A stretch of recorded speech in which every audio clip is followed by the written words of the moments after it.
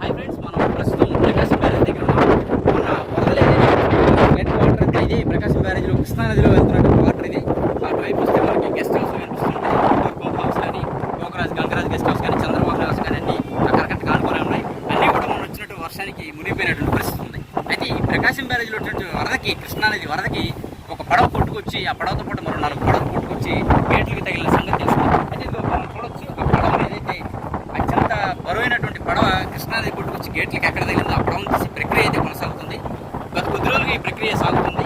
వైజాగ్ చెందినటువంటి scuba team, కాకినాడకు చెందినటువంటి అప్పులు టీం ఈ పడవని బయటికి తీసేందుకు ప్రయత్నం చేస్తున్నారు. అప్పులు టీంలో 20 మంది వరకు ఈ ప్రయత్నంలో భాగస్వాములు కాగా, స్కూబా టీంలో 10 మంది ఉన్నారని వాళ్ళు చెప్తున్నారు. అయితే ఈ పడవ తీసే ప్రక్రియ మాత్రం చాలా వేగంగా చేసేందుకైతే ప్రయత్నం చేస్తున్నారు. ఇప్పటి వరకు చాలా ప్రయత్నాలు చేసి వెల్డింగ్ ద్వారా, మిషన్ ద్వారా కట్ చేసి తీయాలని ప్రయత్నం చేశారు, కానీ అది ఫలించలేదు.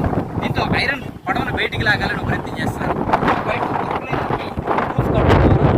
పడవలకి కట్టి బయటికి లాగాలని ప్రయత్నం చేస్తే వాళ్ళు సిద్ధమయ్యారు. అయితే ఎంత ప్రయత్నించినా పడవ బయటికి రావట్లేదు ఏంటనేది వాళ్ళు ప్రశ్నిస్తే 4 రోజులు పట్టచ్చు. పడవ పైనుంచి వచ్చినటువంటి ఇసుక, మట్టి, ఇతర కూలిపోయి ఉందని దీన్ని బలంగా బయటికి లాగాల్సి వస్తుందని మాత్రం వాళ్ళు చెప్తున్నారు. 4 రోజులకు పడవచ్చు, అనేది కూడా చెప్పలేమనేది స్పష్టంగా చెప్తున్నారు. అయితే ఈ పడవ తీయటానికి మళ్ళీ వేరే ఎక్స్పర్ట్స్ కావాలా, లేదంటే వీళ్ళే సరిపోతారనేది కూడా స్పష్టమైనటువంటి సమాధానం లేదు.